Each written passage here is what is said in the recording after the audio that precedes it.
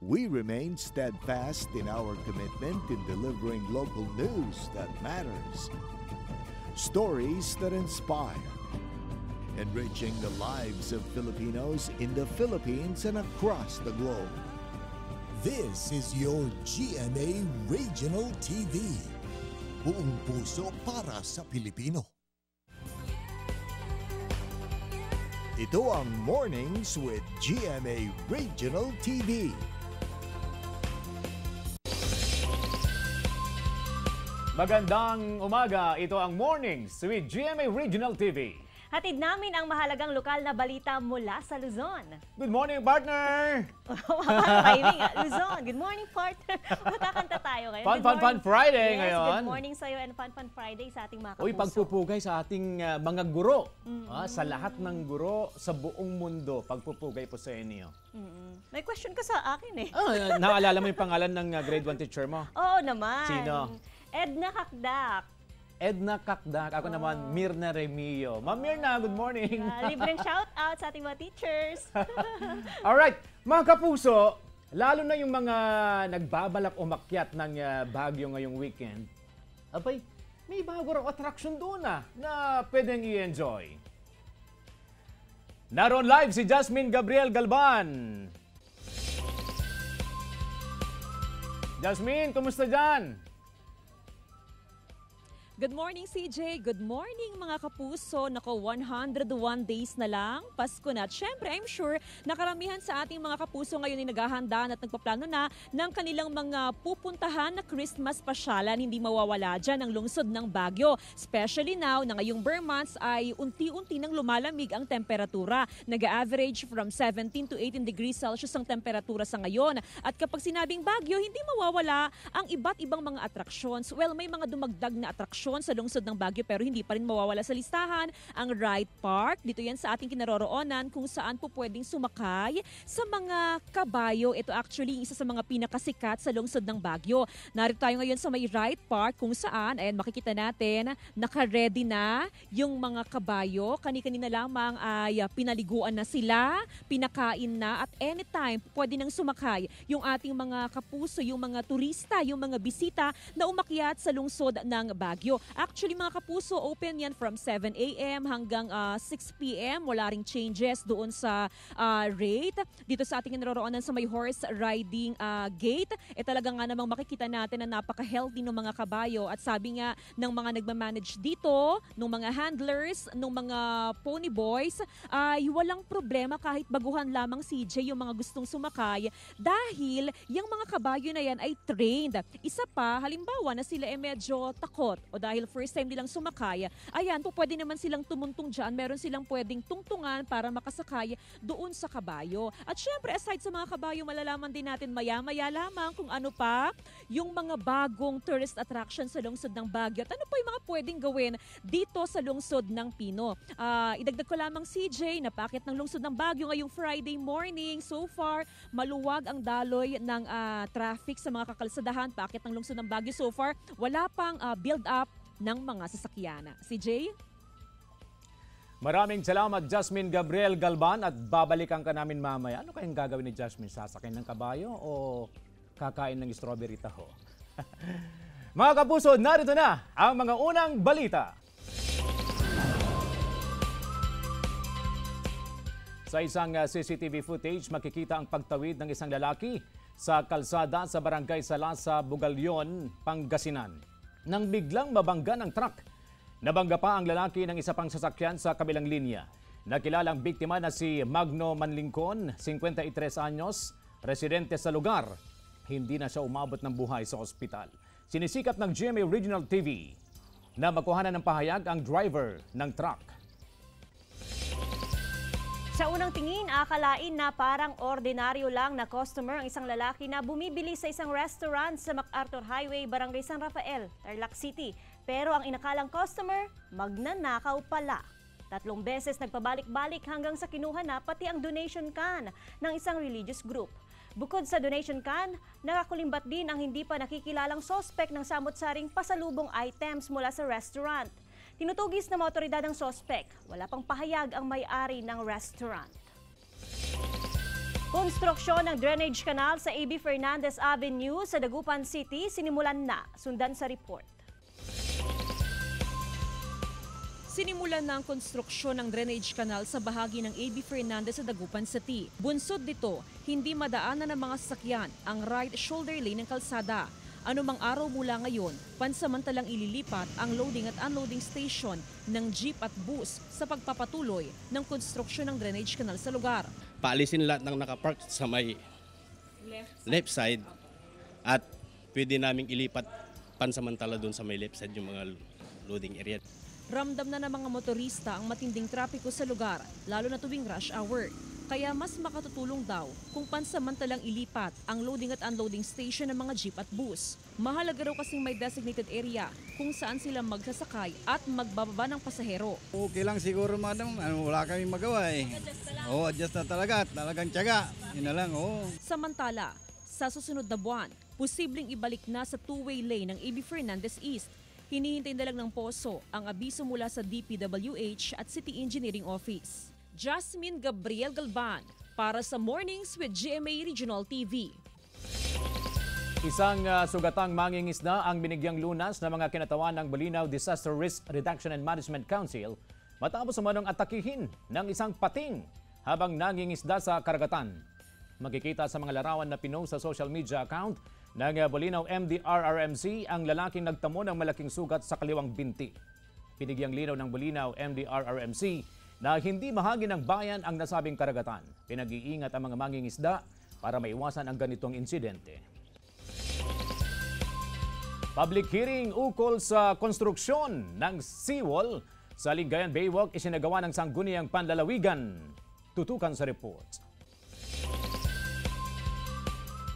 Dumalo ang mga kinatawan ng Fisher Folk Association mula sa mga bayan ng Binmalay, Lingayen at Labrador, kasamang ilang barangay official at alkalde sa kauna-unahang public hearing kaugnay sa umano'y konstruksyon ng seawall sa Lingayen, Pangasinan. Unang nagpahiwatig ng pagtutol ang Fisher Folk Association na hindi man lang daw naimbitahan kaugnay sa ipinatatayong proyekto.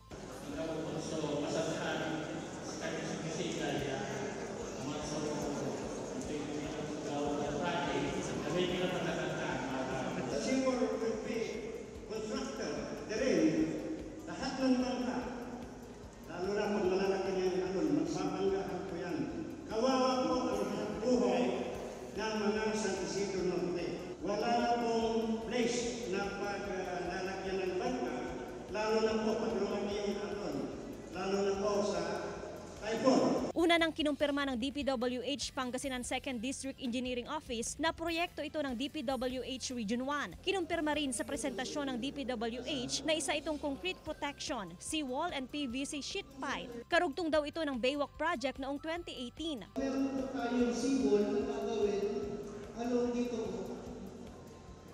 Ang likod po niya is puro sand pa rin po. Puro sand. Hindi po tayo maglalagay ng structure, concrete structure po dito malapit sa dalampasitan. Kaya po ang problema po natin is maglalagay po ng mga bato natin. Yung mga sand pa rin po yung likod po ng seawall po natin. Pabor umano ang ilang barangay official sa Lingayen sa pagtatayo ng seawall, partikular ang mga binabahang lugar. Lumalabas din na walang environmental compliance certificate ang proyekto. Apart po ng DNR, sa opisina po natin, hindi pa po nakarating yung project na ito. Hindi po tayo nabigyan ng kopya ng proyekto ng DPWH. I think pansamantalang itigil yung gagawin kasi kailangan natin pag-aralan yung project. Wala ring maipakitang master plan ng DPWH. Kwestiyon din ng gobernador ang koneksyon ng seawall sa Baywalk. Seawall na napakalayo po doon sa existing Baywalk, Bay Drive. Hindi ba ano yan? Technical conversation yan. Iba yung balik-balik tayo doon sa ginawan doon. Sa trip project, pag ginamit as seawall. Nagpasa po ng resolution yung joint committee addressed to the different government agencies for implementing the seawall project here in Lingayen to hold in abeyance and stop the ongoing construction of the Lingayen seawall project. Kasama po dun sa sinabi nila sa resolution ay yung pag-comply dun sa sinasabi mga deficiencies. John Punsoy para sa Mornings with GMA Regional TV.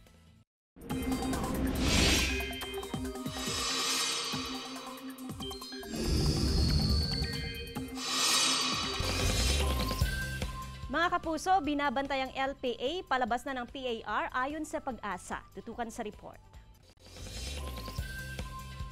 Anumang sandali mula ngayon, lalabas na ng Philippine Area of Responsibility ang binabantayang low-pressure area. Ang nasabing LPA ay nagdala ng pag-ulan sa ilang bahagi ng Luzon nitong mga nakalipas na araw. Naghatak din ito ng hanging habagat.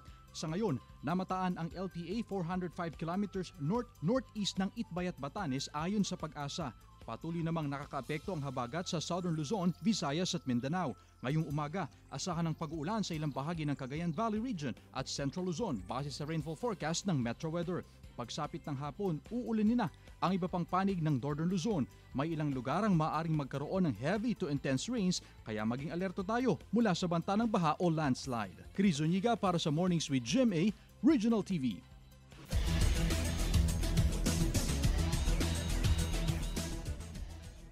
Mga bagong courtside reporter ipinakilala sa pagbubukas ng National Collegiate Athletic Association Season 99. Tunghayan sa report.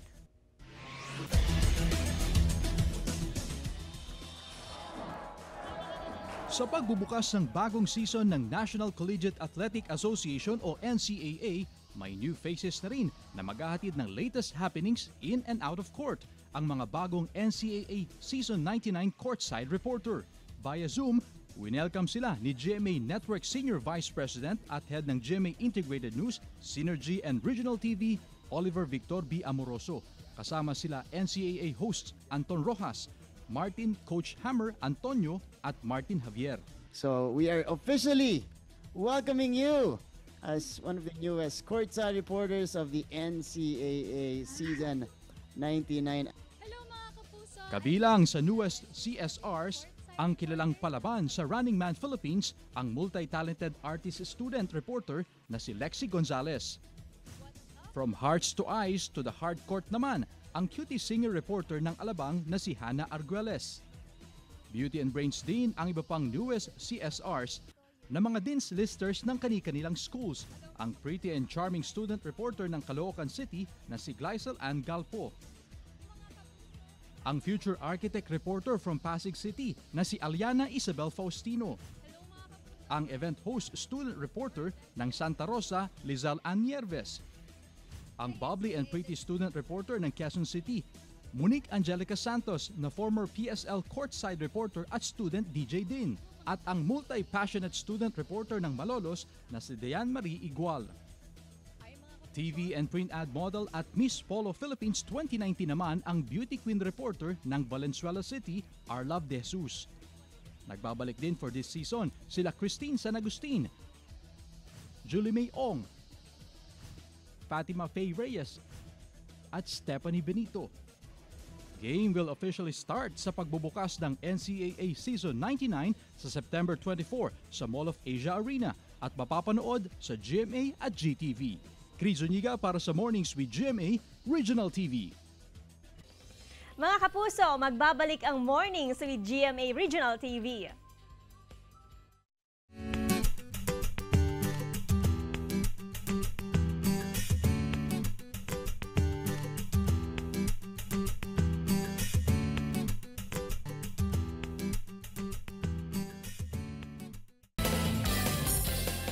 Ito ang Mornings with GMA Regional TV.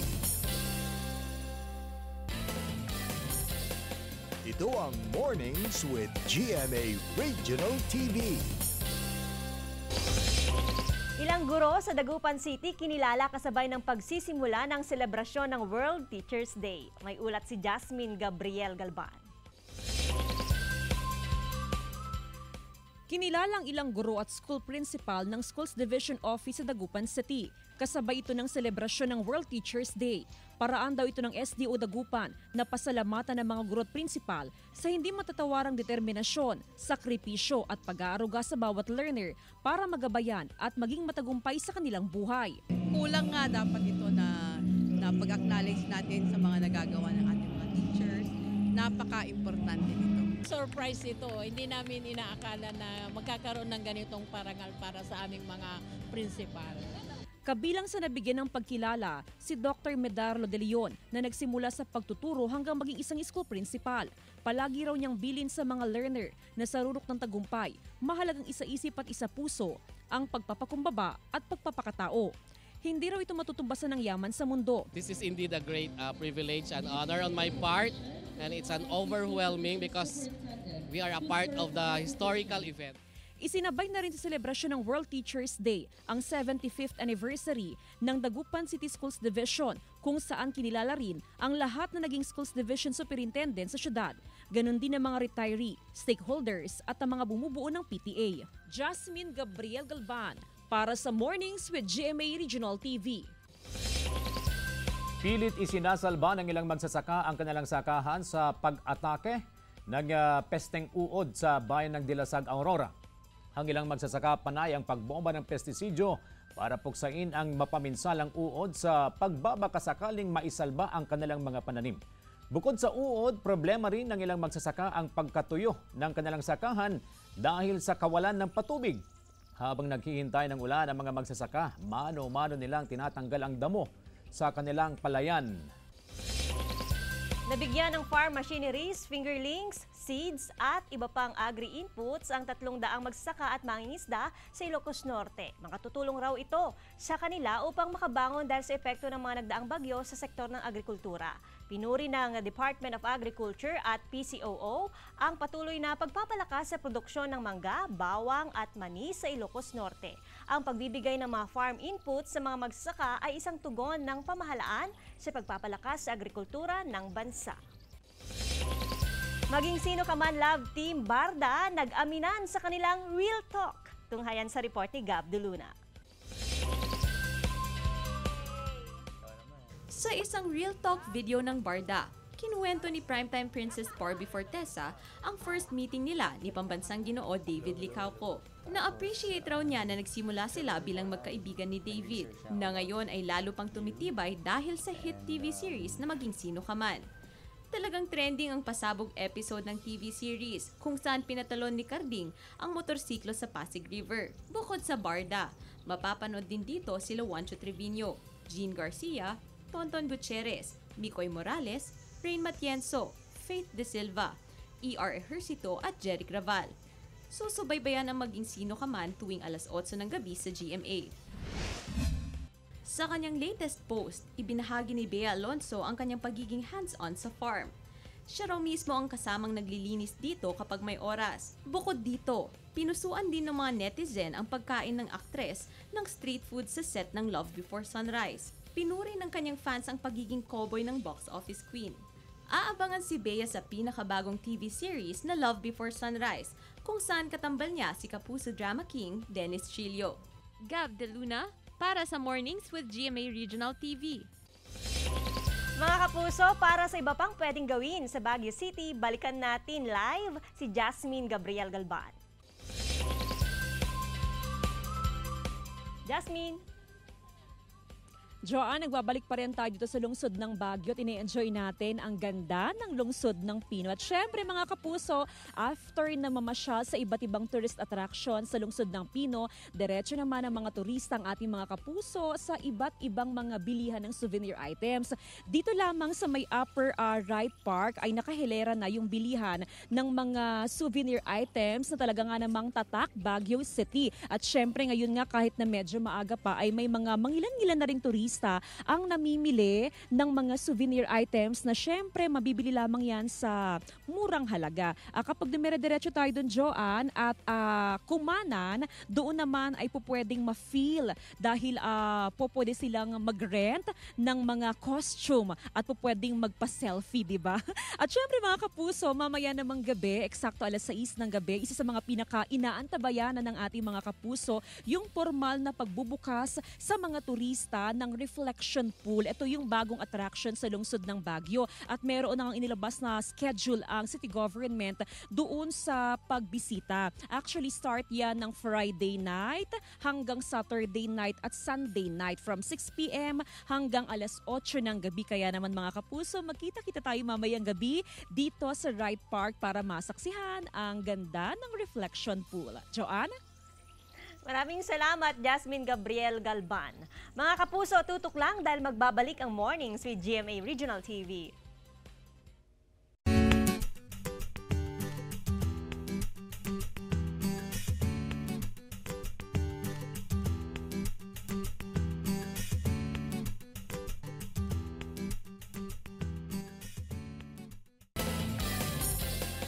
Ito ang Mornings with GMA Regional TV. Ito ang Mornings with GMA Regional TV. Paggawa ng healthy soya chips, ibabahagi ng ilang kabataan sa Calasiao, Pangasinan. Tunghayan sa report. Guilt-free snack ba ang hanap mo? Ang paggawa ng soya o tofu chips ang ibabahagi ng ilang kabataan sa Calasiao, Pangasinan na tiyak na healthy na, mayaman pa sa sustansya. Maari rin itong gawing alternatibo sa ibang nakakain na chips. Sa paggawa ng soya o tofu chips, ihanda mga sangkap tulad ng tofu, asin, harina, asukal, itlog at sesame seeds. Maaring gumawa o bumili ng ready-made na tofu. Sa isang kawali, itusta ang sesame seeds. Sa isang bowl, maglagay ng harina, sesame seeds, asukal, tofu, asin at itlog. Haluin hanggang sa maging dough. Hulmahin ng maliliit na hugis diamond ang dough gamit ang kutsilyo or pizza slicer. Painitin ng kawali, saka ilagay ang mantika at i-deep fry ang sliced tofu chips hanggang sa maging golden brown. Maaari namang lagyan ng iba't ibang pampalasa para sa flavor ng soya chips. At ready nang kainin ang soya chips. Crunchy!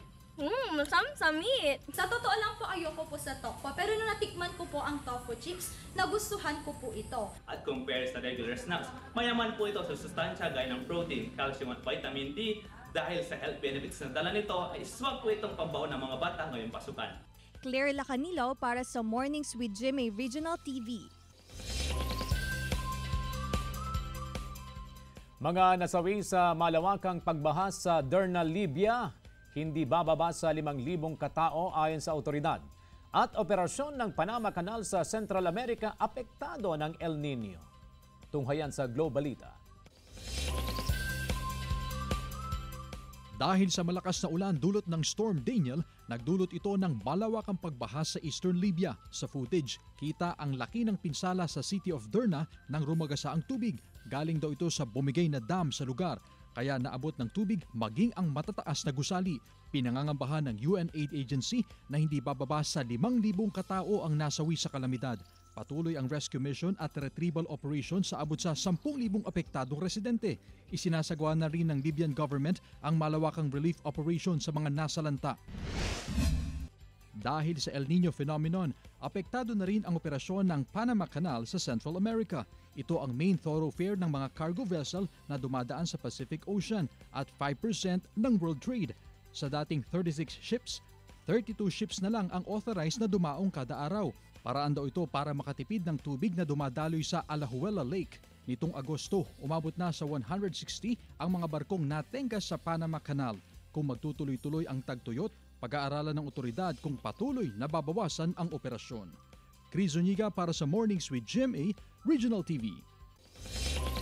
Mga ipinagmamalaking produkto ng bawat barangay tampok sa Coolnut Festival 2023 sa Puzurubio, Pangasinan. Tunghayan sa report ni Claire Lacanilaw. Iba't ibang lokal na produkto mula sa mga barangay ang ibinida sa Inter-Barangay Food Fest at Trade Fair sa Puzurubio, Pangasinan. Bahagi ito ng Coolnut Festival na layong palakasin ang produkto sa bawat barangay. Isa si Glyza Velasco sa mga nagnanais na makilala ang kanyang mga produkto tulad ng suka, coco jam, alamang at chili garlic sauce. Hindi lang sa bayan kundi sa ibang bansa.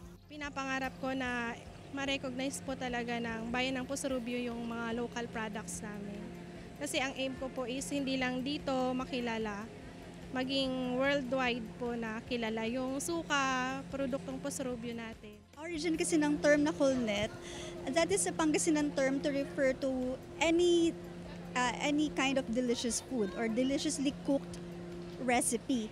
So hindi lang siya naka-confine sa malagkit. Although alam naman natin kasi ang Puso-Rubio, ang one-town product natin dito ay patupat. Magtatagal ang Interbarangay Food Fest at Trade Fair hanggang September 21. Claire Lacanilaw para sa Mornings with GMA Regional TV. Overwhelmed daw sina Alden at Julia sa reaksyon sa scene drop mula sa movie nilang 5 Breakups and a Romance na umani ng milyon-milyong views sa social media. May pasilip daw doon ang mga karakter nilang sina Lance at Justin. Naglabas din sina Alden at Julia ng kanilang saloobin bilang mga aktor sa pelikula. Malapit nang mapanood sa mga sinihan ang 5 Breakups and a Romance under GMA Pictures, Cornerstone Studios and Myriad Entertainment. It's a parang deeper understanding of our situation. Kumbaga para sa amin, parang self-discovery din siya. Ang gift namin, yung friendship namin, pag nagkakatitigan kasi kami, nagkakaintindihan kami agad. So sinasabi. may part doon na nagkatitigan lang, inaano ko siya na, kasi sinimulan mo eh, may ganun na kaming connection. So ang sarap lang. Kasi sincere and genuine. Mga kapuso, gagawin naming mas inspiring ang inyong morning dahil oras na para sa ating hashtag Morning Feels. No matter what happens in life, be good to people. Being good to people is a wonderful legacy to leave behind. By Taylor Swift. Maraming salamat mga kapuso sa pagtutok sa Mornings with GMA Regional TV. Samahan niyo kami mula Lunes hanggang Biyernes. Ako po si Joanne Punso. Maaaring mapanood ang ating episode sa www.gmaregionaltv.com at mag-subscribe sa official YouTube channel ng GMA Regional TV. Ako po si CJ Torida. Buong puwersa para sa mas malaking misyon at mas malawak na paglilingkod sa bayan.